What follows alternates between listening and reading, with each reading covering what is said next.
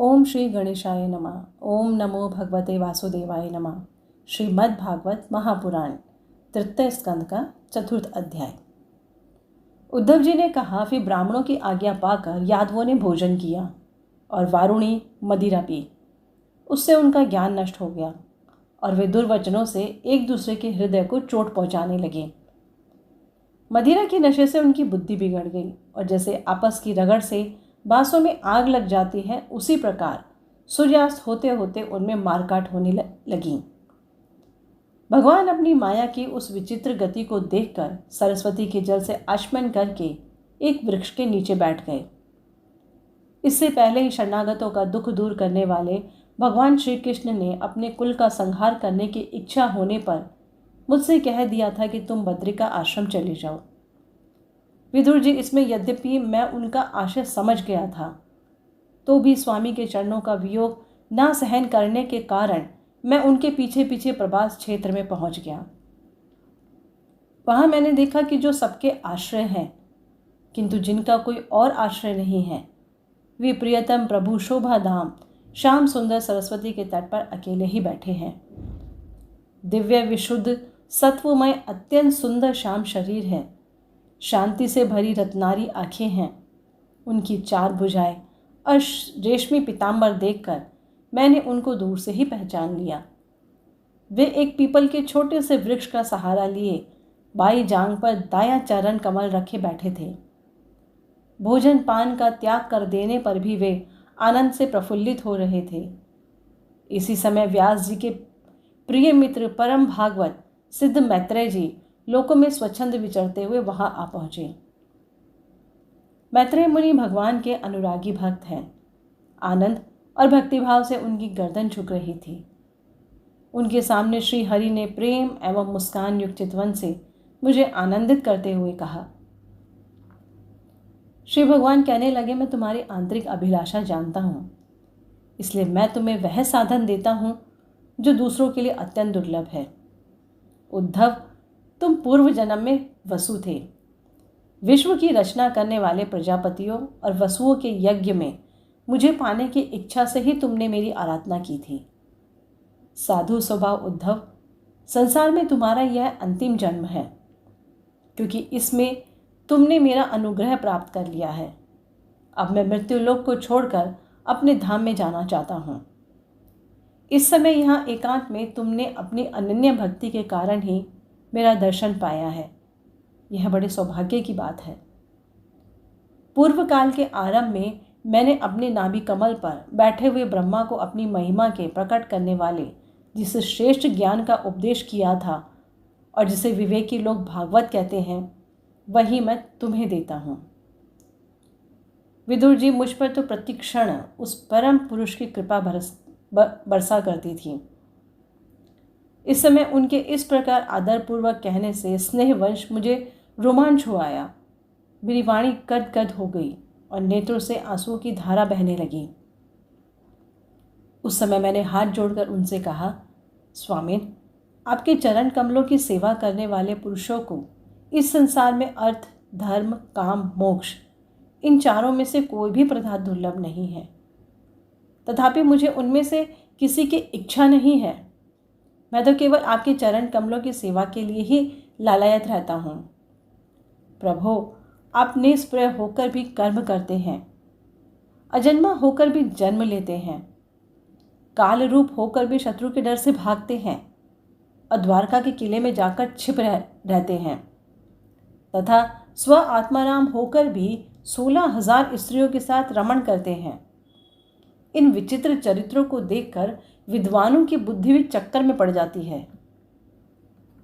देव, आपका स्वरूप ज्ञान सर्वथा अबाध और अखंड है, फिर भी आप सलाह लेने के लिए मुझे बुलाकर जो भोले भाले मनुष्यों की तरह बड़ी सावधानी से मुझे सम्मति पूछा करते थे, प्रभु आपकी वह लीला मेरे मन को मोहित सा कर देती है।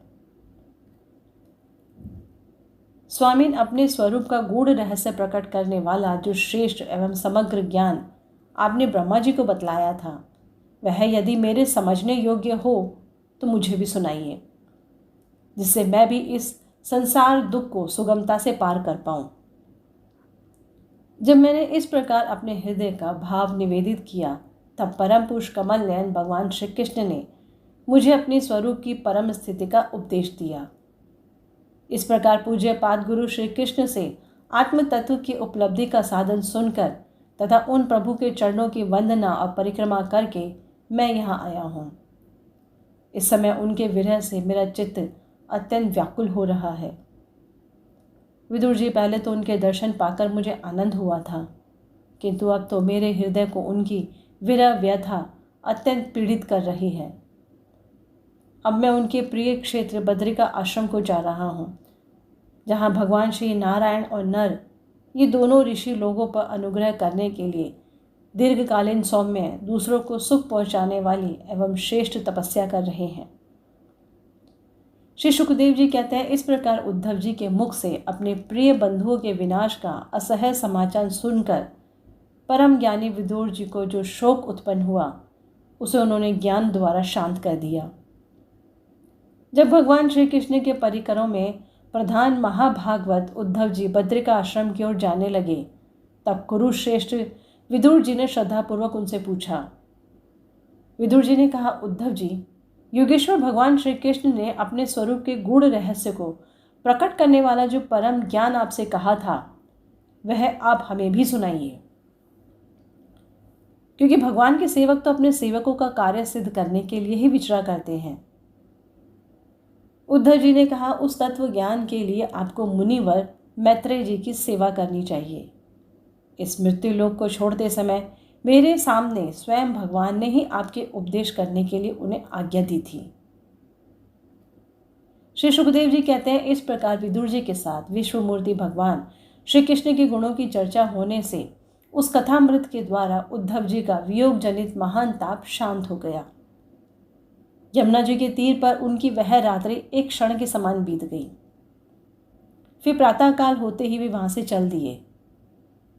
राजा परीक्षित ने पूछा, भगवान, वृष्ण कुल और भोजवंशी के सभी रथी और युद्धपतियों के भी युद्धपति नष्ट हो गए थे। यहाँ तक कि त्रिलोकीनाथ श्री हरि को भी अपना वह रूप छोड़ना पड़ा था। फिर उन सबके मुखिया उद्धव जी ही कैसे रह गए?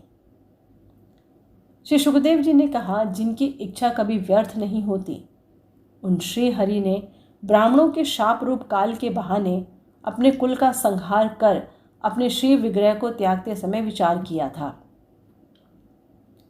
अब इस लोक को मेरे चले जाने पर संयमी शिरोमणि उद्धव ही मेरे ज्ञान को ग्रहण करने के सच्चे अधिकारी हैं। उद्धव मुझसे अणुमात्र भी कम नहीं है, क्योंकि वे आत्मजयी हैं, विश्व से कभी विचलित नहीं हुए। अतः लोगों को मेरे ज्ञान की शिक्षा देते हुए वे यहीं रहे। वेदों के मूल कारण जगत गुरु श्री कृष्ण के इस प्रकार आज्ञा देने पर उद्धव जी बद्रिका आश्रम में जाकर समाधि योग द्वारा श्री हरि की आराधना करने लगे। कुरुश्रेष्ठ परीक्षित, परमात्मा श्री कृष्ण ने लीला से ही अपना श्री विग्रह प्रकट किया था और लीला से ही उसे अंतर्ध्यान भी कर दिया। उनका वह अंतर्ध्यान होना भी धीर पुरुषों का उत्साह बढ़ाने वाला तथा दूसरे पशुतुल्य अधीर पुरुषों के लिए अत्यंत दुष्कर था।